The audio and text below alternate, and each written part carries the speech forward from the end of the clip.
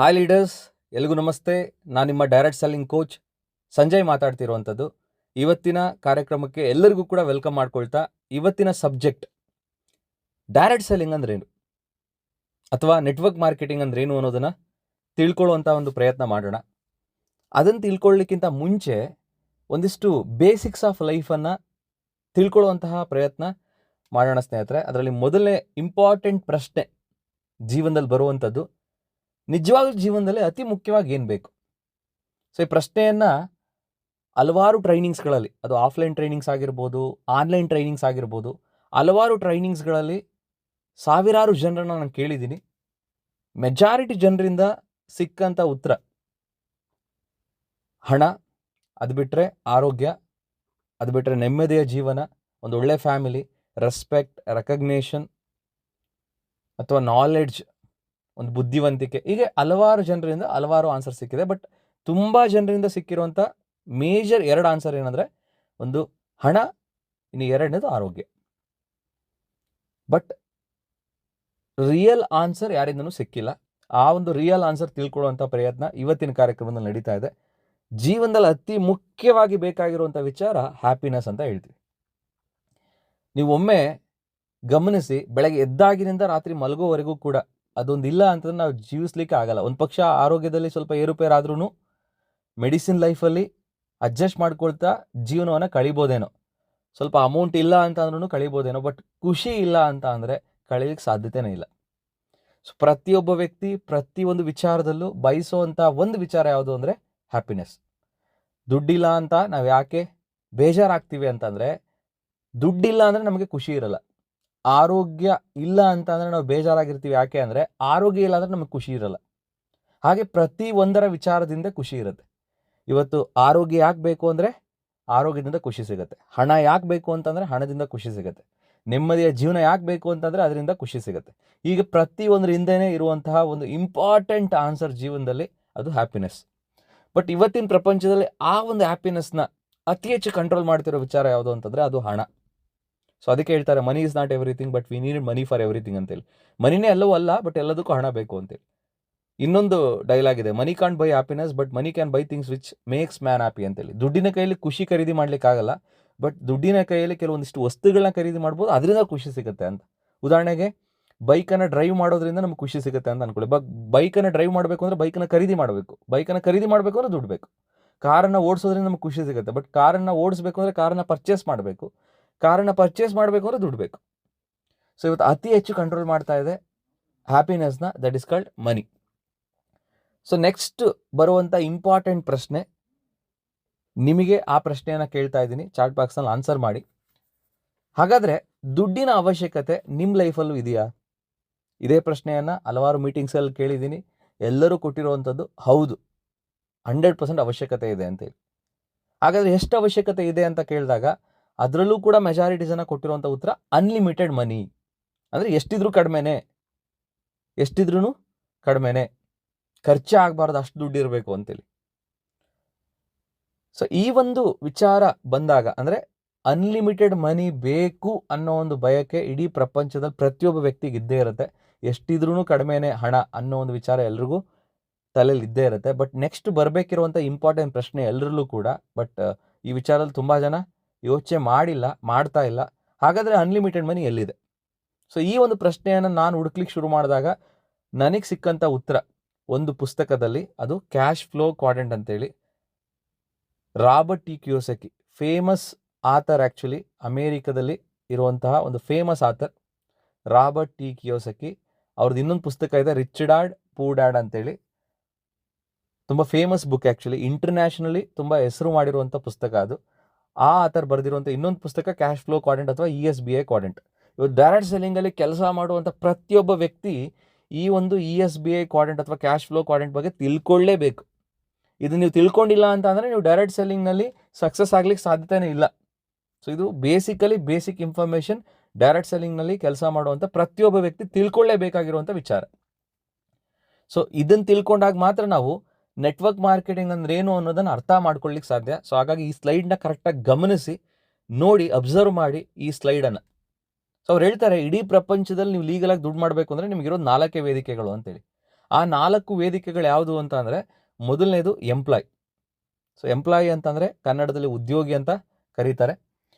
15 ವರ್ಷ ನೀವು education complete ಮಾಡಿಕೊಂಡು ಒಂದು ಡಿಗ್ರಿ ಅಂತ ಪಡೆದು ಒಂದು ಇಂಟರ್ವ್ಯೂಗೆ ಹೋಗಿ ಒಂದು ಜಾಬ್ ಅಂತ ಪಡ್ಕೊಂಡು, ಅದು ಪ್ರೈವೇಟ್ ಜಾಬ್ ಆಗಿರ್ಬೋದು, ಗೌರ್ಮೆಂಟ್ ಜಾಬ್ ಆಗಿರ್ಬೋದು, ಬೆಳಗ್ಗೆ 9 ಗಂಟೆಗೆ ಹೋಗಿ ಸಂಜೆ 5 ಗಂಟೆವರೆಗೂ ದುಡಿದು ತಿಂಗಳಿಗೆ ಒಂದ್ಸಲ ಸ್ಯಾಲ್ರಿ ತಗೊಳ್ಳೋದನ್ನು ಉದ್ಯೋಗ ಅಂತ ಕರಿತೀವಿ. ಅದರಲ್ಲಿ ಕೆಲಸ ಮಾಡೋರಿಗೆ ಉದ್ಯೋಗಿ ಅಂತ ಕರಿತೀವಿ.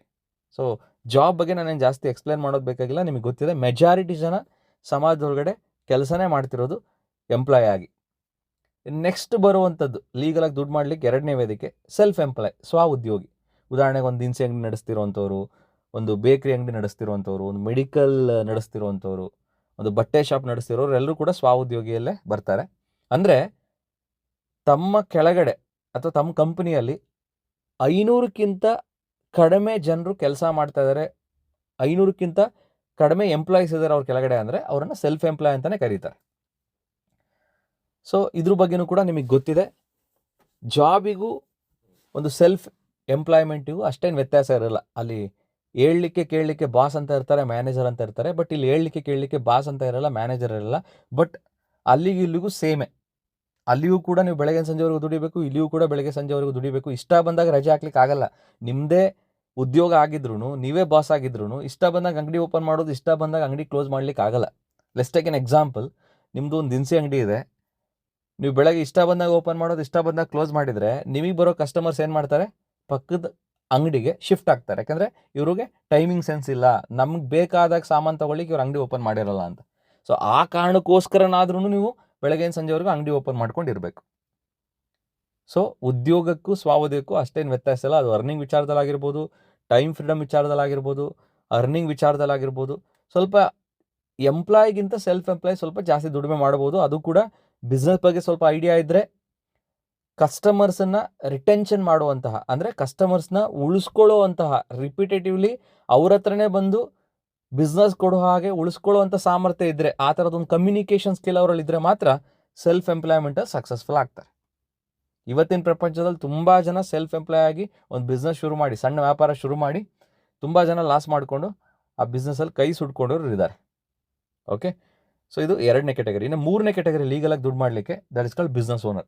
ಬಿಸ್ನೆಸ್ ಓನರ್ ಅಂದರೆ ಇವತ್ತು ರತನ್ ಟಾಟಾ ಅವರಾಗಿರ್ಬೋದು, ಮುಖೇಶ್ ಅಂಬಾನಿ ಅವರಾಗಿರ್ಬೋದು, ಹಾಗೆ ಇನ್ಫೋಸಿಸ್ ನಾರಾಯಣ ಮೂರ್ತಿ ಅವರಾಗಿರ್ಬೋದು, ಇವರೆಲ್ಲರೂ ಕೂಡ ಬಿಸ್ನೆಸ್ ಕೆಟಗರಿಯಲ್ಲೇ ಬರ್ತಾರೆ. ಅಂದರೆ ಬಿ ಕೆಟಗರಿಯಲ್ಲಿ ಬರ್ತಾರೆ.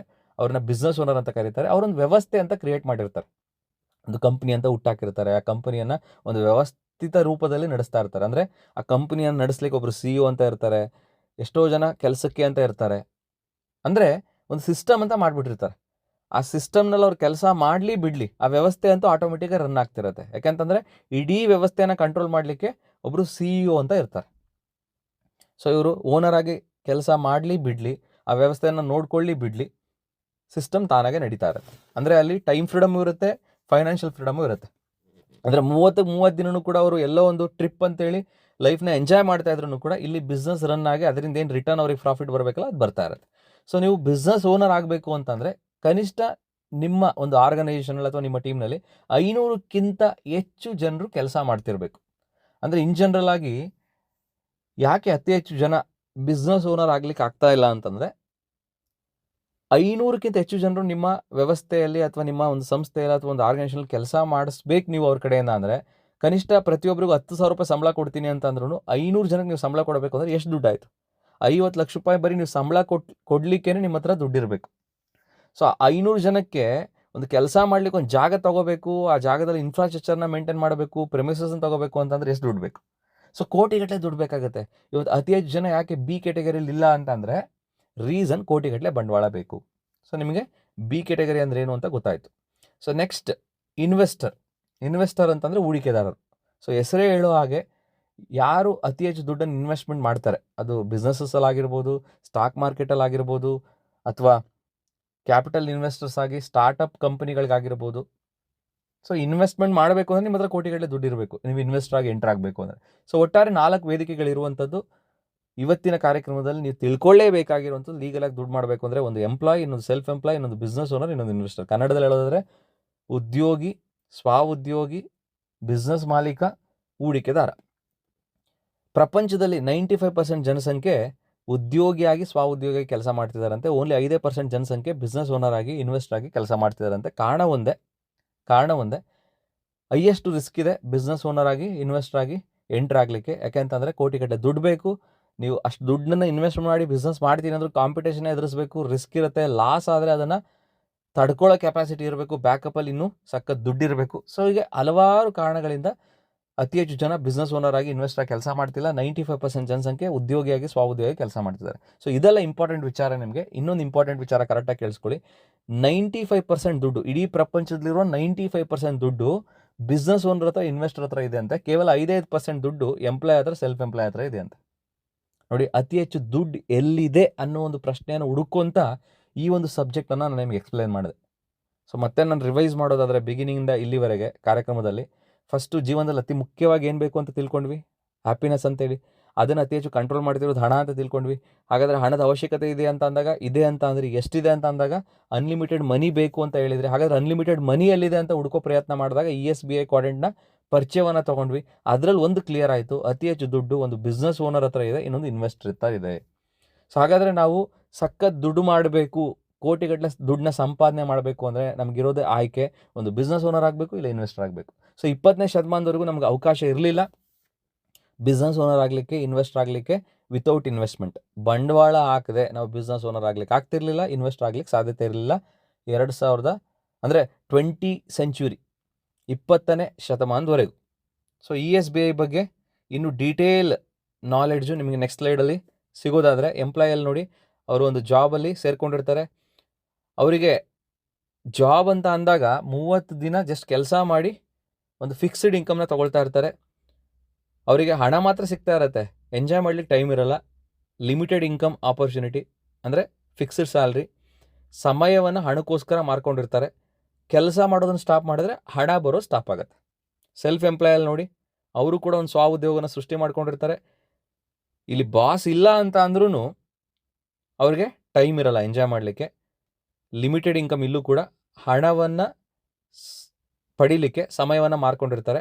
ಕೆಲಸ ಮಾಡೋ ಸ್ಟಾಪ್ ಮಾಡಿದ್ರೆ ಅವ್ರಿಗೂ ಕೂಡ ಇನ್ಕಮ್ ಬರೋ ಸ್ಟಾಪ್ ಆಗುತ್ತೆ. ಇನ್ನು ಬಿಸ್ನೆಸ್ ಓನರ್ ಆ್ಯಂಗಲ್ ನೋಡಿ, ಅವರೊಂದು ವ್ಯವಸ್ಥೆ ಅಂತ ಕ್ರಿಯೇಟ್ ಮಾಡಿರ್ತಾರೆ. ಅದರಲ್ಲಿ ಎಂಪ್ಲಾಯೀಸ್ ಇರ್ತಾರೆ, ಅವ್ರು ನೋಡ್ಕೊಳ್ಳಿಕ್ಕೆ ಟೀಮ್ ಲೀಡರ್ ಅಂತ ಇರ್ತಾರೆ, ಅವ್ರ ಮೇಲ್ಗಡೆ ಮ್ಯಾನೇಜರ್ ಅಂತ ಇರ್ತಾರೆ, ಅವ್ರ ಮೇಲ್ಗಡೆ ಸೀನಿಯರ್ ಮ್ಯಾನೇಜರ್ ಅಂತ ಇರ್ತಾರೆ. ಅವರೆಲ್ಲರೂ ಕೆಲಸ ಮಾಡ್ತಾ ಇದ್ದಾರೆ ಅಂತ ನೋಡ್ಕೊಳ್ಳಿ. ಫೈನಲಿ ಒಬ್ಬರು CEO ಅಂತ ಇರ್ತಾರೆ. ಅಂದರೆ ಇವ್ರು ಕೆಲಸ ಮಾಡಲಿ ಬಿಡಲಿ, ಬಿಸ್ನೆಸ್ ಓನರ್ ಆಗಿ ಸಿಸ್ಟಮ್ ಅಂತೂ ರನ್ ಆಗ್ತಾ ಇರುತ್ತೆ ಇಂಡಿಪೆಂಡೆಂಟ್ ಆಗಿ. ಸೊ ಹಾಗಾಗಿ ಅವ್ರ ಹತ್ರ ಟೈಮು ಇರುತ್ತೆ, ಎಂಜಾಯ್ ಮಾಡಲಿಕ್ಕೆ ಹಣನೂ ಕೂಡ ಇರುತ್ತೆ. ಅನ್ಲಿಮಿಟೆಡ್ ಇನ್ಕಮ್ ಆಪರ್ಚುನಿಟಿ ಇದೆ ಬಿಸ್ನೆಸ್ಸಲ್ಲಿ. ಸೊ ಇಂಡಿವಿಜುವಲ್ ಎಫರ್ಟಿಂದ ದುಡ್ಡು ಬರ್ತಾ ಇರಲ್ಲ, ಟೀಮ್ ಎಫರ್ಟಿಂದ ದುಡ್ಡು ಬರ್ತಾ ಇರುತ್ತೆ. ಕೆಲಸ ಮಾಡಲೇ ಬಿಡಲಿ, ದುಡ್ಡಂತೂ ಫ್ಲೋ ಆಗ್ತಾ ಇರುತ್ತೆ. ಇನ್ವೆಸ್ಟ್ರಿಗೂ ಅದೇನೆ, ದುಡ್ಡನ್ನ ದುಡಿಲಿಕ್ಕೆ ಕಳಿಸಿರ್ತಾರೆ. ಅನ್ಲಿಮಿಟೆಡ್ ಇನ್ಕಮ್ ಆಪರ್ಚುನಿಟಿ ಇರುತ್ತೆ, ಟೈಮು ಇರುತ್ತೆ ಎಂಜಾಯ್ ಮಾಡಲಿಕ್ಕೆ, ಮನಿನೂ ಕೂಡ ಇರುತ್ತೆ. ಆ್ಯಂಡ್ ವೆರಿ ಇಂಪಾರ್ಟೆಂಟ್, ಕೆಲಸ ಮಾಡಲಿ ಬಿಡಲಿ ದುಡ್ಡು ಬರ್ತಾ ಇರುತ್ತೆ. ಸೊ ನೆಕ್ಸ್ಟ್ ಸ್ಲೈಡಲ್ಲಿ ನೋಡಿ, ವೆರಿ ಇಂಪಾರ್ಟೆಂಟ್ ಫಾರ್ಮುಲಾ ನೀವು ಗಮನದಲ್ಲಿ ಇಟ್ಕೊಳ್ಳೋದು ತುಂಬ ಇಂಪಾರ್ಟೆಂಟ್. ಎಂಪ್ಲಾಯ್ ಕ್ಯಾಟಗರಿ ಫಾರ್ಮುಲಾ ಬಂದು ಟೈಮ್ ಈಸ್ ಈಕ್ವಲ್ ಟು ಮನಿ. ಯಾಕಂದರೆ ಅವರು ಟೈಮನ್ನು ಮಾರ್ಕೊಂಡಿರ್ತಾರೆ, ದಿನಕ್ಕೆ 8 ಅವರ್ ಕೆಲಸ ಮಾಡ್ತಿರ್ತಾರೆ, ಅದ್ರ ಮೇಲೆ ಅವ್ರಿಗೆ ಇನ್ಕಮ್ ಬರ್ತಿರುತ್ತೆ. ಸೊ ಒಬ್ಬ ವ್ಯಕ್ತಿಗೆ time is limited, income is also limited. So next self ಎಂಪ್ಲಾಯಲ್ಲೂ ಕೂಡ time is equal to money. So ಅವರು ಕೂಡ ಟೈಮ್ ಲಿಮಿಟೆಡ್ ಇರೋದ್ರಿಂದ ಇನ್ಕಮು ಕೂಡ ಲಿಮಿಟೆಡ್. ಇಲ್ಲಿ ನೋಡಿ, people is equal to money. ಅಂದರೆ ಒಂದು ಕಂಪನಿ ಅಂತ ಮಾಡಿದಾಗ, ಕಂಪನಿಯಲ್ಲಿ ಕೆಲಸ ಮಾಡೋರ ಸಂಖ್ಯೆಯನ್ನು ಇನ್ಕ್ರೀಸ್ ಮಾಡ್ಕೊತಾ ಹೋದಾಗ, ಅಂದರೆ ನಂಬರ್ ಆಫ್ ಎಂಪ್ಲಾಯೀಸ್ನ ಆ ಕಂಪನಿ ಒಳಗಡೆ ಇನ್ಕ್ರೀಸ್ ಮಾಡ್ಕೊತಾ ಹೋದರೆ ಅವ್ರ ಇನ್ಕಮ್ ಜಾಸ್ತಿ ಆಗುತ್ತೆ ಅನ್ನೋದು ತಿಳ್ಕೊಂಡಿರೋದಕ್ಕೇ ಇವತ್ತು ಟಾಟಾ ಗ್ರೂಪ್ ಇರ್ಬೋದು ಅಥವಾ ರಿಲಯನ್ಸ್ ಗ್ರೂಪ್ ಇರ್ಬೋದು. ಸೊ ಅವರೆಲ್ಲರೂ ಕೂಡ ಅವರ ಸಂಸ್ಥೆ ಒಳಗಡೆ ಕೆಲಸ ಮಾಡೋರ ಸಂಖ್ಯೆಯನ್ನು ಇನ್ಕ್ರೀಸ್ ಮಾಡ್ಕೊತಾ ಹೋಗ್ತಾ ಇದ್ದಾರೆ. ಈಗ ಉದಾಹರಣೆಗೆ ಟಾಟಾ ಗ್ರೂಪ್ ಆಫ್ ಕಂಪ್ನೀಸಲ್ಲೇ ನೀವು ಗಮನಿಸಿದ್ರೆ ಯಾಕಷ್ಟು ಸಾವಿರಾರು ಕೋಟಿ ಟರ್ನ್ ಓವರ್ ಮಾಡ್ತಿದೆ ಅದು ಅಂತಂದರೆ 11 ಲಕ್ಷಕ್ಕಿಂತ ಹೆಚ್ಚು ಜನರು ಆ ಕಂಪ್ನಿಲಿ ಕೆಲಸ ಮಾಡ್ತಾ ಇದ್ದಾರೆ. ಸೊ ಅದನ್ನು ಇನ್ಕ್ರೀಸ್ ಮಾಡ್ಕೊತಾನೆ ಹೋಗ್ತಾರೆ, ಅದಂತೂ ಕಡಿಮೆ ಮಾಡ್ಕೊಳ್ಳಲ್ಲ. ಕಾರಣ ಒಂದೇ, ಫಾರ್ಮುಲಾ ಏನು ಹೇಳುತ್ತೆ, ಅವ್ರು ಸಖತ್ ದುಡ್ಡು ಮಾಡಲಿಕ್ಕೆ ಪೀಪಲ್ ಈಸ್ ಈಕ್ವಲ್ ಟು ಮನಿ. ಇಲ್ಲಿ ಅನ್ಲಿಮಿಟೆಡ್ ಇನ್ಕಮ್ ಪೊಟೆನ್ಷಿಯಲ್ ಇದೆ. ಯಾಕೆಂದರೆ ಕೆಲಸ ಮಾಡೋರ ಸಂಖ್ಯೆನ ಜಾಸ್ತಿ ಮಾಡ್ಕೊತಾ ಹೋದರೆ, ಎಂಪ್ಲಾಯೀಸ್ಗಳನ್ನ ಸಂಖ್ಯೆನ ಆ ಕಂಪ್ನಿಲಿ ಜಾಸ್ತಿ ಮಾಡ್ಕೊಳ್ತಾ ಹೋದರೆ ಅವ್ರ ಇನ್ಕಮ್ ಜಾಸ್ತಿ ಆಗುತ್ತೆ. ಇನ್ವೆಸ್ಟ್ರಿಗೆ ಏನು ಫಾರ್ಮುಲಾ ಇದೆ, ಮನಿ ಈಸ್ ಈಕ್ವಲ್ ಟು ಮನಿ. ಎಷ್ಟು ದುಡ್ಡು ಇನ್ವೆಸ್ಟ್ ಮಾಡ್ತಾರೋ ಅಷ್ಟು ಇನ್ಕಮ್. ಲಕ್ಷಗಟ್ಟಲೆ ಇನ್ವೆಸ್ಟ್ಮೆಂಟ್ ಮಾಡಿದ್ರೆ ರುಪೀಸಲ್ಲಿ ರಿಟರ್ನ್ಸ್ ಬರುತ್ತೆ, ಕೋಟಿಗಟ್ಟಲೆ ಇನ್ವೆಸ್ಟ್ಮೆಂಟ್ ಮಾಡಿದ್ರೆ ಲಕ್ಷದಲ್ಲಿ ರಿಟರ್ನ್ಸ್ ಬರುತ್ತೆ. ಕ್ಲಿಯರ್? ಸೊ ನೆಕ್ಸ್ಟ್ ಇಂಪಾರ್ಟೆಂಟ್ ಪ್ರಶ್ನೆ ಏನಂದರೆ, ಹಾಗಾದರೆ ಸಖತ್ ದುಡ್ಡು ಮಾಡಲಿಕ್ಕೆ ಹಂಗಾದ್ರೆ ನಮ್ಗೆ ಅವಕಾಶನೇ ಇಲ್ವಾ? ಯಾಕಂದರೆ ನಮ್ಮ ಹತ್ರ ಬಂಡವಾಳ ಇಲ್ಲ. ಸೊ ಈಗೇನು ಮಾಡಬೇಕು? ಸೊ ಅದಕ್ಕೆ ಅಂತಲೇ ಒಂದು ಇಂಡಸ್ಟ್ರಿ ಲಾಂಚ್ ಆಯಿತು. ಅದ್ರ ಬಗ್ಗೆ ನಾನು ನೆಕ್ಸ್ಟ್ ಹೇಳ್ತೀನಿ. ಅದಕ್ಕಿಂತ ಮುಂಚೆ B ಕ್ಯಾಟಗರಿ ಹೆಂಗೆ ವರ್ಕ್ ಆಗುತ್ತೆ ನೋಡಿ, ಬಿಸ್ನೆಸ್ ಓನರ್ ಕ್ಯಾಟಗರಿ. ಸೊ ಅಲ್ಲಿ ಒಂದು ಸಿಸ್ಟಮ್ ಹೆಂಗಿರುತ್ತೆ ಅಂತಂದರೆ, ಅದೊಂಥರ ಪಿರಮಿಡ್ ಸ್ಟ್ರಕ್ಚರ್ ಥರ ಇರುತ್ತೆ. ಅದು ಕೆಳಗಡೆ ಹಾರ್ಡ್ ವರ್ಕಿಂಗ್ ಎಂಪ್ಲಾಯೀಸ್, ತುಂಬ ಕಷ್ಟಪಟ್ಟು ಕೆಲಸ ಮಾಡೋರು ಕೆಳಗಡೆ ಇರ್ತಾರೆ. ಅವ್ರನ್ನ ನೋಡ್ಕೊಳ್ಳಿ ಟೀಮ್ ಲೀಡರ್ಸ್ ಅಂತ ಇರ್ತಾರೆ, ಅವ್ರ ಮೇಲ್ಗಡೆ ಮ್ಯಾನೇಜರ್ಸ್ ಅಂತ ಇರ್ತಾರೆ, ಸೀನಿಯರ್ ಮ್ಯಾನೇಜರ್ಸ್ ಅಂತಾರೆ, ಫೈನಲಿ CEO ಅಂತ ಬರ್ತಾರೆ. ಅಂದರೆ ಅಲ್ಲಿ ಓನರ್ ಇರೋದೇ ಇಲ್ಲ. ಓನರ್ ಕೆಲಸ ಮಾಡಲಿಲ್ಲ ಅಂದರೂ ಈ ಸಿಸ್ಟಮ್ ಆಟೋಮೆಟಿಕಲಿ ಆ ಓನರಿಗೋಸ್ಕರ ದುಡಿತಾ ಇರುತ್ತೆ. ಪ್ರತಿಯೊಬ್ಬರು ಕೂಡ ಸ್ಯಾಲ್ರಿಗೆ ದುಡಿತಾ ಇದ್ರೆ ಆ ಸಿಸ್ಟಮು ಆ ಓನರಿಗೋಸ್ಕರ ದುಡಿತಾ ಇರುತ್ತೆ. ಓಕೆ, ಸೊ ಈಗ ನೆಕ್ಸ್ಟ್ ವೆರಿ ಇಂಪಾರ್ಟೆಂಟ್ ಪಾಯಿಂಟನ್ನು ನೀವು ಕೇಳಿಸ್ಕೋಬೇಕು. ಹಾಗಾದರೆ ನಮ್ಮ 21ನೇ ಶತಮಾನದಲ್ಲಿ ನಾವು ಬಂಡವಾಳನೇ ಆಗ್ತೆ ನಾವು ಬಿಸ್ನೆಸ್ ಓನರ್ ಆಗ್ಲಿಕ್ಕೆ ಸಾಧ್ಯತೆ ಇಲ್ವಾ? ಈಗ ಸದ್ಯಕ್ಕೆ ಒಂದು ಪಾಯಿಂಟ್ ತಿಳ್ಕೊಳ್ಳಿ, ESBI ಕ್ವಾಡ್ರೆಂಟಲ್ಲಿ. ಸೊ ನಾವು ಸಖತ್ ದುಡ್ಡು ಮಾಡಲಿಕ್ಕೆ ಈಗ ನಮಗೆ 4 ವೇದಿಕೆಗಳಲ್ಲಿ ಇರೋದೇ 2 ವೇದಿಕೆ. ಒಂದು ಬಿಸ್ನೆಸ್ ಓನರ್ ಆಗಬೇಕು, ಇಲ್ಲ ಇನ್ವೆಸ್ಟರ್ ಆಗಬೇಕು. ಸೊ ದುಡ್ಡಿಲ್ಲದೆ ಇನ್ವೆಸ್ಟರ್ ಅಂತೂ ಆಗಲಿಕ್ಕೆ ಆಗಲ್ಲ. ಈಗ ಉಳ್ಕೊಂಡಿರೋದು ಒಂದೇ ಒಂದು, ಅದು B category, business owner. So ಇವತ್ತು ಬಂಡವಾಳ ಇಲ್ಲದೆ 21ನೇ ಶತಮಾನದಲ್ಲಿ ಪ್ರತಿಯೊಬ್ಬ ವ್ಯಕ್ತಿ, ಮತ್ತೆ ಕರೆಕ್ಟಾಗಿ ಕೇಳಿಸ್ಕೊಳ್ಳಿ, ವೆರಿ ಇಂಪಾರ್ಟೆಂಟ್ ಸ್ಟೇಟ್ಮೆಂಟ್ ಹೇಳ್ತಾ ಇದ್ದೀನಿ, ಬಂಡವಾಳ ಇಲ್ಲದೆ ಪ್ರತಿಯೊಬ್ಬ ವ್ಯಕ್ತಿ, ಈವನ್ ಕಡು ಬಡವನು ಕೂಡ ಆಗಿದ್ರು ಬಂಡವಾಳ ಇಲ್ಲದೆ ಬಿಸ್ನೆಸ್ ಓನರ್ ಕ್ಯಾಟಗರಿಗೆ ಬಂದು ಕೋಟಿಗಟ್ಟಲೆ ಸಂಪಾದನೆ ಮಾಡಲಿಕ್ಕೆ 21ನೇ ಶತಮಾನದಲ್ಲಿ ಬಂದಿರುವಂತಹ ಒಂದು ಬಿಸ್ನೆಸ್ಸೇ ಅಥವಾ ಬಂದಿರುವಂಥ ಇಂಡಸ್ಟ್ರಿಯೇ ಡೈರೆಕ್ಟ್ ಸೆಲ್ಲಿಂಗ್ ಬಿಸ್ನೆಸ್ ಅಥವಾ ನೆಟ್ವರ್ಕ್ ಮಾರ್ಕೆಟಿಂಗ್ ಬಿಸ್ನೆಸ್. ಸೊ ಒಂದು ಜೋರ ಚಪ್ಪಾಳೆ ಕೊಟ್ಟರು ಕೂಡ ಕಡಿಮೆನೇ ಇಂಡಸ್ಟ್ರಿ ಕೂತಿ ಜಾಗದಲ್ಲಿ ಪ್ರತಿಯೊಬ್ಬರು ಕೂಡ ಇವತ್ತು ಬಡವರ ಆಶಾಕಿರಣವಾಗಿ ಬಂದಿರುವಂಥ ಒಂದು ವ್ಯವಸ್ಥೆ, ಒಂದು ಇಂಡಸ್ಟ್ರಿ, ಒಂದು ಬಿಸ್ನೆಸ್, ಅದು ಡೈರೆಕ್ಟ್ ಸೆಲ್ಲಿಂಗ್ ಬಿಸ್ನೆಸ್. ಯಾಕೆಂದರೆ ಇಲ್ಲಿ ಬಂಡವಾಳನೇ ಬೇಕಾಗಿಲ್ಲ. ಝೀರೋ ಇನ್ವೆಸ್ಟ್ಮೆಂಟಲ್ಲಿ ಪ್ರತಿಯೊಬ್ಬ ವ್ಯಕ್ತಿ ಹೀರೋ ಆಗಲಿಕ್ಕೆ ಸಾಧ್ಯತೆ ಇದೆ. ಕೋಟಿಗಟ್ಟಲೆ ದುಡ್ಡನ್ನು ಸಂಪಾದನೆ ಮಾಡಲಿಕ್ಕೆ ಸಾಧ್ಯತೆ ಇದೆ. ನಿಮ್ಮ ಒಂದು ಟೀಮ್ ಅಂತ ಮಾಡ್ಕೊಂಡು, ಒಂದು ಆರ್ಗನೈಸೇಷನ್ ಅಂತ ಮಾಡ್ಕೊಂಡು ಲಕ್ಷಾಂತರ ಜನರಿಗೆ ಉದ್ಯೋಗ ಅವಕಾಶ ಕೊಟ್ಟು, ಸೊ ನೀವು ಕೂಡ ಒಂದು ಮುಖೇಶ್ ಅಂಬಾನಿ ಥರ, ರತನ್ ಟಾಟಾ ಅವ್ರ ಥರ ಆಗ್ಲಿಕ್ಕೆ ಸಾಧ್ಯತೆ ಇದೆ ಈ ಒಂದು ಬಿಸ್ನೆಸ್ ಮುಖಾಂತರ. ಅದಕ್ಕೇ ಈ ಒಂದು ಬಿಸ್ನೆಸ್ ಪ್ರಪಂಚಾದ್ಯಂತ ಫಾಸ್ಟೆಸ್ಟ್ ಗ್ರೋಯಿಂಗ್ ಬಿಸ್ನೆಸ್ ಅಂತೇಳಿ ರೆಕಗ್ನೈಸ್ ಆಗಿದೆ. 21ನೇ ಶತಮಾನದ ಫಾಸ್ಟಾಗಿ ಗ್ರೋ ಆಗ್ತಿರೋ ಯಾವುದಾದ್ರೂ ಬಿಸ್ನೆಸ್ ಮಾಡೆಲ್ ಇದೆ ಅಂತ ಅಂದರೆ ಅದನ್ನು ನೆಟ್ವರ್ಕ್ ಮಾರ್ಕೆಟಿಂಗ್ ಬಿಸ್ನೆಸ್ ಮಾಡೆಲ್ ಅಥವಾ ಡೈರೆಕ್ಟ್ ಸೆಲ್ಲಿಂಗ್ ಬಿಸ್ನೆಸ್ ಮಾಡೆಲ್ ಅಂತ ಹೇಳ್ತಾ ಇದ್ದಾರೆ ಸ್ನೇಹಿತರೆ. ಇದು ಹೆಂಗೆ ವರ್ಕ್ ಆಗುತ್ತೆ ಅಂದರೆ ರಿವರ್ಸ್ ಪಿರಮಿಡಲ್ ವರ್ಕ್ ಆಗುತ್ತೆ. ಅಂದರೆ ಶುರು ಮಾಡುವಾಗ ಈ ಬಿಸ್ನೆಸ್ ನೀವು ಒಬ್ಬರೇ ಇರ್ತೀರಾ. ಸೊ ನಿಮಗೆ ಈ ಒಂದು ವ್ಯವಸ್ಥೆ ನಿಮ್ಮ ಟೀಮ್ನ ಬಿಲ್ಡ್ ಮಾಡ್ಲಿಕ್ಕೆ ಅವಕಾಶ ಕೊಡುತ್ತೆ. ಸೊ ನೀವು ಹಂತವಾಗಿ ನಿಮ್ಮ ಫ್ರೆಂಡ್ ಸರ್ಕಲ್, ಫ್ಯಾಮಿಲಿ ಸರ್ಕಲ್, ರಿಲೇಟಿವ್ಸ್ಗೆಲ್ಲ ಅವಕಾಶ ಕೊಟ್ಟು ಅವರನ್ನು ಟೀಮ್ ಮುಖಾಂತರ ಮಾಡಿಕೊಂಡು ಅವ್ರ ಮುಖಾಂತರ ಟೀಮ್ ಮಾಡ್ತಾ ನೀವು ದೊಡ್ಡ ಟೀಮನ್ನು ಬಿಲ್ಡ್ ಮಾಡ್ತಾ ಹೋಗ್ತೀರಾ. ಹಾಗಾದರೆ ನೆಟ್ವರ್ಕ್ ಮಾರ್ಕೆಟಿಂಗ್ ಅಂದ್ರೆ ಏನು, ಡೈರೆಕ್ಟ್ ಸೆಲ್ಲಿಂಗ್ ಅಂದ್ರೆ ಏನು? ಈಗ ಅಫಿಷಿಯಲಿ ನಾವು ಈ ಒಂದು ಸಬ್ಜೆಕ್ಟ್ನ ತಿಳ್ಕೊಳ್ಳೋಣ. ಸೊ ಈ ಸ್ಲೈಡನ್ನ ಗಮನಿಸಿ. ಇನ್ ಜನರಲ್ ಆಗಿ ಬೇರೆ ಬಿಸ್ನೆಸ್ಗಳು ಹೆಂಗೆ ವರ್ಕ್ ಆಗುತ್ತೆ. ಒಂದು ಪ್ರಾಡಕ್ಟ್ ನಿಮ್ಗೆ ರೀಚ್ ಆಗಬೇಕು ಅಂತಂದರೆ ಒಂದು ಮ್ಯಾನುಫ್ಯಾಕ್ಚರಿಂಗ್ ಇರುತ್ತೆ, ಅದರ ಮ್ಯಾನುಫ್ಯಾಕ್ಚರಿಂಗ್ ಯೂನಿಟ್ ಇರುತ್ತೆ. ಅಲ್ಲಿಂದ ಒಂದು ನ್ಯಾಷನಲ್ ಡಿಸ್ಟ್ರಿಬ್ಯೂಟರ್ ಅಂತ ಇರ್ತಾರೆ, ಒಂದು ದೇಶಕ್ಕೇನೆ ಒಂದು ಡಿಸ್ಟ್ರಿಬ್ಯೂಟ್ ಮಾಡೋರು ಒಬ್ರು ಇರ್ತಾರೆ. ಅವರಿಂದ ಸ್ಟೇಟ್ ಡಿಸ್ಟ್ರಿಬ್ಯೂಟರ್ ಅಂತ ಬರ್ತಾರೆ, ಅವರಿಂದ ಹೋಲ್ಸೇಲರ್ ಅಂತ ಬರ್ತಾರೆ, ಅವರಿಂದ ರೀಟೇಲರ್ ಅಂತ ಬರ್ತಾರೆ. ಸೊ ರೀಟೇಲ್ ಶಾಪ್ ಅಂತ ಇರುತ್ತಲ್ಲ, ಆ ಶಾಪಲ್ಲಿ ರೀಟೇಲರ್ ಏನು ಮಾಡ್ತಾರೆ, ಕಸ್ಟಮರಿಗೆ ಪ್ರಾಡಕ್ಟ್ನ ಮುಟ್ಟಿಸ್ತಾರೆ. ಉದಾಹರಣೆಗೆ ನೀವೊಂದು ಫೋನ್ನ ಖರೀದಿ ಮಾಡಬೇಕು ಅಂತಂದರೆ ಆ ಫೋನನ್ನು ನೀವು ಮ್ಯಾನುಫ್ಯಾಕ್ಚರಿಂಗ್ ಆಗ್ತಿರೋ ಜಾಗಕ್ಕೆ ಬಂದು ಖರೀದಿ ಮಾಡೋ ಅವಶ್ಯಕತೆ ಇಲ್ಲ. ಮ್ಯಾನುಫ್ಯಾಕ್ಚರಿಂಗ್ ಯೂನಿಟಿಗೆ ಬಂದೇ ನೀವು ಖರೀದಿ ಮಾಡೋ ಅವಶ್ಯಕತೆ ಇಲ್ಲ. ನಿಮ್ಮ ನಿಯರೆಸ್ಟ್ ಮೊಬೈಲ್ ಶಾಪಲ್ಲಿ ನೀವು ಖರೀದಿ ಮಾಡ್ಬೋದು. ಸೊ ಆ ಮೊಬೈಲ್ ಶಾಪ್ ಅವರಿಗೆ ಆ ಮೊಬೈಲನ್ನು ತಲುಪಿಸ್ತವ್ರು ಯಾರು? ಆ ಒಂದು ಪ್ಲೇಸ್ನ ಹೋಲ್ಸೇಲರ್ಗೆ ಯಾರು ರೀಚ್ ಮಾಡಿಸಿದ್ರು? ಡಿಸ್ಟ್ರಿಬ್ಯೂಟರ್ಗೆ ಯಾರು ರೀಚ್ ಮಾಡಿಸಿದ್ರು? ಒಬ್ಬರು ಸ್ಟೇಟ್ ಡಿಸ್ಟ್ರಿಬ್ಯೂಟರ್ ಅಂತ ಇರ್ತಾರೆ, ಒಂದು ರಾಜ್ಯಕ್ಕೇ ಡಿಸ್ಟ್ರಿಬ್ಯೂಷನ್ ತೊಗೊಂಡ್ಬಿಟ್ಟಿರ್ತಾರೆ ಅವರು ಕಂಪನಿಯಿಂದ. ಸೊ ಅವರಿಗೆ ಕಂಪನಿ ಡಿಸ್ಟ್ರಿಬ್ಯೂಟ್ ಮಾಡ್ತಾ ಇರುತ್ತೆ. ಸೊ ಈ ಮಾಡೆಲಲ್ಲಿ ಟ್ರೆಡಿಷನಲ್ ಬಿಸ್ನೆಸ್ಸಲ್ಲಿ ಒಂದು ಪ್ರಾಡಕ್ಟ್ ಕಸ್ಟಮರಿಗೆ ರೀಚ್ ಆಗುತ್ತೆ. ಸೊ ಇದರಲ್ಲಿ 2 ಸಮಸ್ಯೆ ಇದೆ. ಸೊ ಒಂದು ಕಸ್ಟಮರ್ ಒಂದು ಪ್ರಾಡಕ್ಟ್ನ ಖರೀದಿ ಮಾಡಿದರೆ ಆ ಒಂದು ಪ್ರಾಡಕ್ಟ್ ಮೇಲೆ MRP ಅಂತ ಇರುತ್ತೆ, ಮ್ಯಾಕ್ಸಿಮಮ್ ರೀಟೇಲ್ ಪ್ರೈಸ್. ಸೊ ನೀವು ಒಂದು 10 ರೂಪಾಯಿ ವಾಟರ್ ಬಾಟಲ್ ತೊಗೊಳ್ಳಿ, ಆ್ಯಕ್ಚುಲಿ ಅದು ಮ್ಯಾನುಫ್ಯಾಕ್ಚರಿಂಗ್ ಮಾಡಲಿಕ್ಕೆ 10 ರೂಪಾಯಿ ಆಗಿರಲ್ಲ, ಒಂದು 4 ರಿಂದ 5 ರೂಪಾಯಿ ಆಗಿರುತ್ತೆ. ಅಲ್ಲಿಗೆ ಇನ್ನು ಉಳಿದಿದ್ದ ಅಮೌಂಟ್ ಎಲ್ಲಿಗೆ ಹೋಗ್ತಾ ಇದೆ? ಮಧ್ಯವರ್ತಿಗಳಿಗೆ ಮತ್ತು ಜಾಹೀರಾತಿಗೆ ಹೋಗ್ತಾ ಇದೆ. ಸೊ ಇಲ್ಲಿ ಕಸ್ಟಮರಿಗೆ ಲಾಸ್ ಆಗ್ತಾ ಇದೆ. ಅಂದರೆ 5 ರೂಪಾಯಿಗೆ ಸಿಗೋ ಪದಾರ್ಥ 10 ರೂಪಾಯಿಗೆ ಸಿಗ್ತಾ ಇದೆ, ಮಧ್ಯವರ್ತಿಗಳು ಜಾಹೀರಾತು ಇರೋದ್ರಿಂದ. ಸೊ ಇದು ಒಂದು ಪಾಯಿಂಟ್. ಆದರೆ ಇನ್ನು 2ನೇ ಪಾಯಿಂಟು, ಆ ಪ್ರಾಡಕ್ಟ್ ಇದೆ ಅಂತ ಹೆಂಗೆ ಗೊತ್ತಾಯ್ತು ನಮಗೆ? ಜಾಹೀರಾತಿಂದ ಅಲ್ವಾ? ಸೊ ಇಲ್ಲಿ ಮಧ್ಯದಲ್ಲಿ ಸೆಲೆಬ್ರಿಟಿಗಳಂತ ಬರ್ತಾ ಇದ್ದಾರೆ. ಇವತ್ತು ದೊಡ್ಡ ದೊಡ್ಡ ಸ್ಟಾರ್ ನಟರು, ದೊಡ್ಡ ದೊಡ್ಡ ಸ್ಪೋರ್ಟ್ಸ್ಗಳಲ್ಲಿ ಫೇಮಸ್ ಇರುವಂಥ, ಸ್ಪೋರ್ಟ್ಸಲ್ಲಿ ಸಖತ್ ಫೇಮಸ್ ಆಗಿರುವಂಥ ಸೆಲೆಬ್ರಿಟಿಗಳು. ಸೊ ಇವರುಗಳು ಆ ಪ್ರಾಡಕ್ಟ್ನ ಅಡ್ವರ್ಟೈಸ್ಮೆಂಟ್ ಮಾಡ್ತಿದ್ದಾರೆ. ಆ ಅಡ್ವರ್ಟೈಸ್ಮೆಂಟ್ ಫ್ರೀಯಾಗಿ ಅಡ್ವರ್ಟೈಸ್ಮೆಂಟ್ ಮಾಡಲ್ಲ, ಆ ಕಂಪ್ನಿಯವರು ಕೋಟಿಗಟ್ಟಲೆ ದುಡ್ಡನ್ನು ಸುರಿದಿರ್ತಾರೆ. ಹಾಗೆ ಅದನ್ನು ಟಿವಿಯಲ್ಲಿ ದೊಡ್ಡ ದೊಡ್ಡ ಬ್ಯಾನರ್ಸಲ್ಲಿ ಅಡ್ವರ್ಟೈಸ್ಮೆಂಟ್ ಮಾಡ್ತಾರೆ, ಅವರು ಕೂಡ ಫ್ರೀಯಾಗಿ ಅಡ್ವರ್ಟೈಸ್ಮೆಂಟ್ ಮಾಡಲ್ಲ, ಅಲ್ಲೂ ಕೂಡ ಕೋಟಿಗಟ್ಟಲೆ ದುಡ್ಡು ಇನ್ವೆಸ್ಟ್ಮೆಂಟ್ ಆಗಿರೋದು ಕಂಪ್ನಿಯಿಂದ. ಸೊ ಇಂಡೈರೆಕ್ಟ್ಲಿ ಕಸ್ಟಮರ್ ಕೊಡುವಂಥ ದುಡ್ಡಿಂದನೇ ಇವೆಲ್ಲವನ್ನು ಕೂಡ ಮ್ಯಾನೇಜ್ ಮಾಡ್ತಾ ಇದ್ದಾವೆ ದೊಡ್ಡ ದೊಡ್ಡ ಕಂಪ್ನಿಗಳು. ಸೊ ಇದು ಒಂದು ಪಾರ್ಟ್. ಆದರೆ ಇನ್ನೊಂದು ಪಾರ್ಟ್, ಆ್ಯಕ್ಚುಲಿ ಪ್ರಾಡಕ್ಟ್ ಸೇಲ್ ಆಗ್ಲಿಕ್ಕೆ ಇನ್ನೊಂದು ರೀಸನ್ ಇದೆ. ಆ ಥರ ದೊಡ್ಡ ದೊಡ್ಡ ಅಡ್ವರ್ಟೈಸ್ಮೆಂಟ್ ನೋಡಿ ಇವತ್ತು ಕಸ್ಟಮರ್ ಪ್ರಾಡಕ್ಟ್ನ ಖರೀದಿ ಮಾಡ್ತಾ ಇಲ್ಲ, ಜನಗಳ ರೆಕಮೆಂಡೇಷನಿಂದನೇ ಪ್ರಾಡಕ್ಟ್ ಖರೀದಿ ಆಗ್ತಿರೋವಂಥದ್ದು. ಬೆಸ್ಟ್ ಎಕ್ಸಾಂಪಲ್ ಕೊಡ್ತೀನಿ. ಇವತ್ತು ನೀವು ಒಂದು ಹೋಟೆಲ್ಗೆ ಹೋಗ್ತೀರಾ, ಆ ಹೋಟೆಲ್ ಏನೋ ಒಂದು ತಿಂಡಿ ಇಷ್ಟ ಆಗುತ್ತೆ, ಯಾರಾದರೂ ಇಲ್ಲಿ ನಿಯರೆಸ್ಟ್ ಒಳ್ಳೆ ಹೋಟ್ಲ್ ಯಾವುದಿದೆ ಅಂದರೆ ನೀವು ರೆಕಮೆಂಡ್ ಮಾಡ್ತೀರಿ, ಇಂಥ ಕಡೆ ಹೋಗಿ ಒಳ್ಳೆ ಊಟ ಸಿಗುತ್ತೆ ಅಂತ. ಸೊ ಇಂಡೈರೆಕ್ಟ್ಲಿ ಅಲ್ಲಿ ಒಳ್ಳೆ ಚೆನ್ನಾಗಿದೆ ಊಟ ಅಂತ ರೆಕಮೆಂಡ್ ಮಾಡಿದವ್ರು ಯಾರು? ನೀವು. ಬಟ್ ನಿಮ್ಗೇನಾದರೂ ರಿಟರ್ನ್ ಸಿಗ್ತಾ ಹೋಟ್ಲಿಂದ? ಇಲ್ಲ. ಅದೇ ಥರ ನಿಮ್ಮ ಫ್ರೆಂಡ್ ಕೇಳ್ತಾರೆ, ಒಂದು ಒಳ್ಳೆ ಬೈಕ್ ಯಾವ್ದು ತೊಗೊಳ್ಳೋದು, ನಾನು ತೊಗೋಬೇಕು ಅಂತಿದ್ದೀನಿ, ಇಂಥ ಬೈಕ್ ತೊಗೋ ಚೆನ್ನಾಗಿದೆ ಅಂತ. ಆ ಬೈಕನ್ನು ಇವನ್ ಧೋನಿ ರೆಕಮೆಂಡ್ ಮಾಡಿದ್ರು ಕೂಡ, ಧೋನಿ ರೆಕಮೆಂಡ್ ಮಾಡಿದ್ರೆ ಅಂತ ಜನ ತೊಗೊಳ್ಳಲ್ಲ. ಸೊ ನೀವು ತುಂಬಾ ಅವರಿಗೆ ಕ್ಲೋಸ್ ಇರೋದ್ರಿಂದ ನೀವು ಹೇಳ್ತಾ ಇದ್ದೀರಾ ಅಂದರೆ ಅದರಲ್ಲಿ ಚೆನ್ನಾಗಿದೆ ಅನ್ನೋ ಒಂದು ಪಾಯಿಂಟಿಂದ ಅವರು ಖರೀದಿ ಮಾಡ್ತಾರೆ. ಬಟ್ ನಿಮಗೇನು ಕೂಡ ಇನ್ ರಿಟರ್ನ್ ಸಿಗ್ತಾ ಇಲ್ಲ. ಸೊ ಹಾಗಾಗೇನೆ ಅಮೇರಿಕದಲ್ಲಿ ಒಂದು ಕಾನ್ಸೆಪ್ಟ್ ಸ್ಟಾರ್ಟ್ ಆಯಿತು, ಮಧ್ಯವರ್ತಿಗಳನ್ನ ತೆಗೆಯೋಣ, ಜಾಹೀರಾತು ತೆಗೆಯೋಣ, ಡೈರೆಕ್ಟ್ ಕಂಪ್ನಿಯಿಂದ ಕಸ್ಟಮರಿಗೆ ಪ್ರಾಡಕ್ಟ್ ರೀಚ್ ಮಾಡಿಸೋಣ, ಅದೇ ಕಸ್ಟಮರಿಗೆ ಒಂದು ಅವಕಾಶ ಕೊಡೋಣ, ಒಂದು ಬಿಸ್ನೆಸ್ ಅಂತೇಳಿ ಫ್ರೀ ಆಫ್ ಕಾಸ್ಟಲ್ಲಿ. ಅವ್ರೇನಾದ್ರೂ ಆ ಪ್ರಾಡಕ್ಟನ್ನು ಬಳಸಿ ಅದರಲ್ಲಿ ಸಿಕ್ಕಂಥ ರಿಸಲ್ಟನ್ನು 10 ಚೆನ್ನಾಗಿ ಕೇಳಿ ಆ ಪ್ರಾಡಕ್ಟ್ನ ಖರೀದಿ ಮಾಡೋ ಕಂಪ್ನಿಯಿಂದ ಮಾಡಿದ್ದೆ ಆಯಿತು ಅಂದರೆ ಅದೇ ಮಧ್ಯವರ್ತಿಗಳಿಗೆ, ಅದೇ ಜಾಹೀರಾತಿಗೆ ಹೋಗುವಂಥ ದುಡ್ಡನ್ನು ಇವ್ರಿಗೆ ಇನ್ಕಮ್ ಅಂತ ಹಂಚೋಣ. ಅಂದರೆ ಹೊರಗಡೆ ಮಾರ್ಕೆಟಲ್ಲಿ ಸಿಗುವಂತಹ ಅರ್ಧ ಲೀಟ್ರ್ ವಾಟರ್ ಬಾಟ್ಲು 10 ರೂಪಾಯಿನೇ, ಡೈರೆಕ್ಟ್ ಸೆಲ್ಲಿಂಗಲ್ಲೂ ಕೂಡ ಸಿಗುವಂತಹ ವಾಟರ್ ಬಾಟ್ಲು 10 ರೂಪಾಯಿನೇ. ಬಟ್ ಡಿಫ್ರೆನ್ಸ್ ಏನಂದರೆ ಅಲ್ಲೇನು 10 ರೂಪಾಯಲ್ಲಿ ಒಂದು 5ರಿಂದ 6 ರೂಪಾಯಿ ಮಧ್ಯವರ್ತಿಗಳಿಗೆ ಜಾಹೀರಾತಿಗೆ ಹೋಗ್ತಾ ಇದೆ, ಅದೇ 5ರಿಂದ 6 ರೂಪಾಯಿ ಇಲ್ಲಿ ರೆಕಮೆಂಡ್ ಮಾಡಿದಂಥ ಇನ್ನೊಂದು ಗ್ರಾಹಕರಿಗೆ ರೀಚ್ ಆಗುವಂಥ ವ್ಯವಸ್ಥೆಗೆ ನೇರ ಮಾರುಕಟ್ಟೆ ಅಂತ ಕರೀತಾರೆ. ಸೊ ಸಿಂಪಲ್ ಆಗಿ ಅದನ್ನು ಒಂದು ಸ್ಟೇಟ್ಮೆಂಟ್ ರೂಪದಲ್ಲಿ ಹೇಳೋದಾದರೆ, ನನ್ನ ನೆಟ್ವರ್ಕ್ ಮಾರ್ಕೆಟಿಂಗ್ ಸಕ್ಸಸ್ ಮಂತ್ರಗಳು ಪುಸ್ತಕದಲ್ಲಿ ತುಂಬ ಅದ್ಭುತವಾಗಿ ಎಕ್ಸ್ಪ್ಲೇನ್ ಮಾಡಿದ್ದೀನಿ. ನೀವು ಆ ಪುಸ್ತಕ ಓದಿದರೆ ನಿಮ್ಗೆ ಗೊತ್ತಿರುತ್ತೆ. ಒಂದು ವಸ್ತು ಕಂಪನಿಯಿಂದ ನೇರವಾಗಿ ಗ್ರಾಹಕರಿಗೆ, ಇನ್ನೊಂದು ಗ್ರಾಹಕರಿಂದ ಅಥವಾ ಒಂದು ಡಿಸ್ಟ್ರಿಬ್ಯೂಟರ್ ಆಗಿ ವರ್ಕ್ ಮಾಡ್ತಿರುವಂತಹ ಗ್ರಾಹಕರಿಂದ ತಲುಪುವಂಥ ವ್ಯವಸ್ಥೆಗೆ ನೇರ ಮಾರುಕಟ್ಟೆ ಅಂತ ಕರೀತಾರೆ.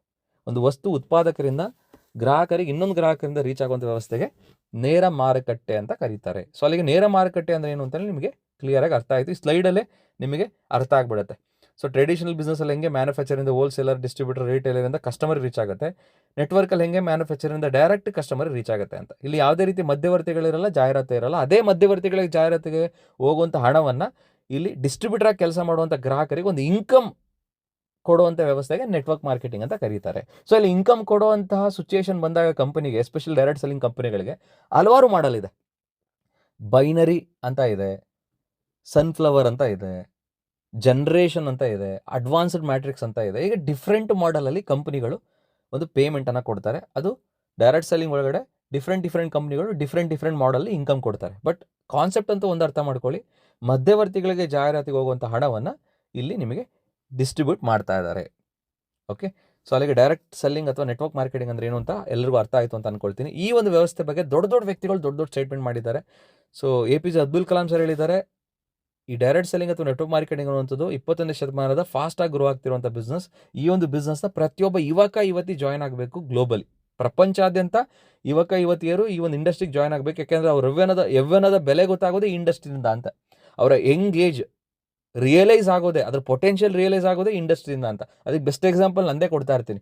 ನಾನು ಇಂಡಸ್ಟ್ರಿಗೆ 18ನೇ ವಯಸ್ಸಿಗೆ ಬಂದಿದ್ದಕ್ಕೇ ಇವತ್ತು ನನಗೆ ಏಜ್ 30ನೇ ವಯಸ್ಸಿಗೆ ಇಷ್ಟೆಲ್ಲ ಒಂದು ಅಚೀವ್ಮೆಂಟ್ಸ್ ಮಾಡ್ಲಿಕ್ಕೆ ಕಾರಣ 18ನೇ ವಯಸ್ಸಿಗೆ ಈ ಇಂಡಸ್ಟ್ರಿ ನನಗೆ ಸಿಕ್ಕಿದ್ದು ಅಂತ ನಾನು ಹೇಳ್ತಾ ಇರ್ತೀನಿ. ಅಂಥ ಒಂದು ಬ್ಯೂಟಿಫುಲ್ ಇಂಡಸ್ಟ್ರಿ. ಜೀವನ ಅಂದ್ರೇನು, ಜೀವನದಲ್ಲಿ ಹೆಂಗೆ ಬದುಕಬೇಕು, ಹೆಂಗೆ ಆದರ್ಶ ವ್ಯಕ್ತಿ ಆಗಬೇಕು ಅಂತ ಹೇಳ್ಕೊಡುವಂಥ ಇಂಡಸ್ಟ್ರಿನೇ ನೆಟ್ವರ್ಕ್ ಮಾರ್ಕೆಟಿಂಗ್ ಇಂಡಸ್ಟ್ರಿ.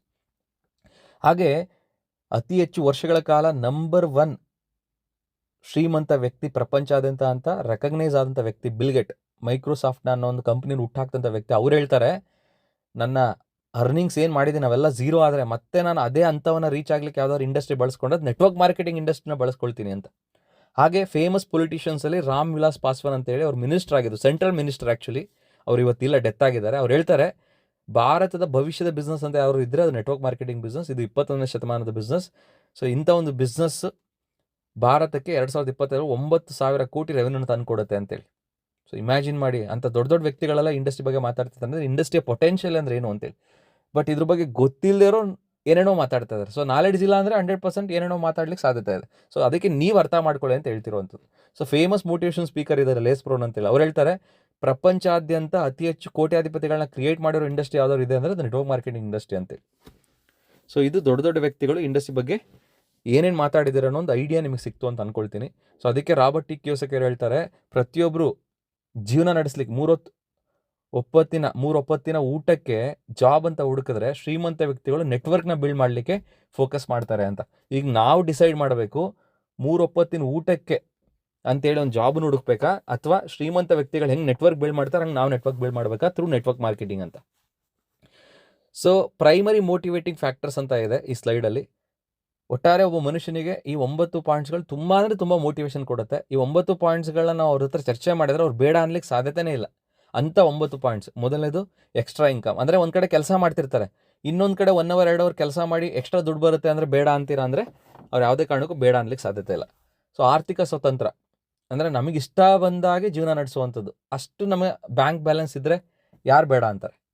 ಹಾಗೆ ಟೈಮ್ ಫ್ರೀಡಮ್ ಆಗಿರ್ಬೋದು, ನಮ್ಮದೇ ಆದಂಥ ಒಂದು ಸ್ವಂತ ಬಿಸ್ನೆಸ್ ಆಗಿರ್ಬೋದು, ವ್ಯಕ್ತಿತ್ವ ವಿಕಸನವನ್ನು ಮಾಡ್ಕೊಳ್ಳೋದಾಗಿರ್ಬೋದು, ಇನ್ನೊಬ್ರಿಗೆ ಹೆಲ್ಪ್ ಮಾಡಿ ನಾವು ಬೆಳೆಯುವಂಥದ್ದಾಗಿರ್ಬೋದು, ಹೊಸ ಜನನ ಭೇಟಿಯಾಗಿ ಫೇಮಸ್ ಆಗುವಂಥದ್ದು, ರೆಕಗ್ನಿಷನ್ ಸಿಗುವಂಥದ್ದು, ರೆಸ್ಪೆಕ್ಟ್ ಸಿಗುವಂಥದ್ದು, ಬೇಗ ರಿಟೈರ್ ಆಗುವಂಥದ್ದು, ಮುಂದಿನ ಪೀಳಿಗೆಗೆ ಆಸ್ತಿ ಮಾಡುವಂಥದ್ದು, ಇದು ಯಾವುದೂ ಕೂಡ ಬೇಡ ಅನ್ನಲ್ಲ, ಎಲ್ಲವೂ ಕೂಡ ಬೇಕು ಅಂತ ಅಂತಾರೆ.